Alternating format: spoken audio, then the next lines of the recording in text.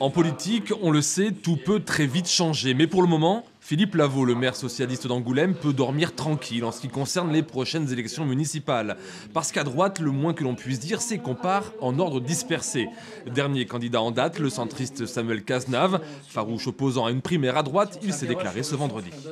Ce qui compte aujourd'hui, c'est que quelqu'un incarne, et je pense que je peux être celui-là, que quelqu'un incarne pas seulement une amélioration, mais un vrai changement.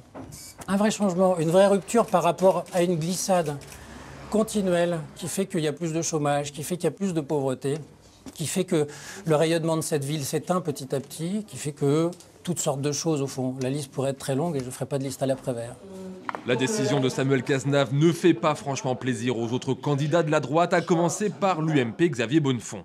Si Samuel Cazenave est le meilleur d'entre nous, pourquoi n'a-t-il pas accepté de participer aux élections primaires citoyennes? Je m'interroge et en tout cas, ce que je souhaite par-dessus tout et ce qui me motive aujourd'hui, c'est l'amour de ma ville, l'amour des Angoumoisins et surtout le fait d'avoir une liste d'union en 2014. Une liste d'union sur laquelle le divers droite Vincent You, également candidat, veut avoir lui aussi son mot à dire. L'important, c'est pas de se taper dessus, et l'important, c'est de se mettre d'accord sur une méthode pour qu'il n'y en ait qu'un seul à l'arrivée.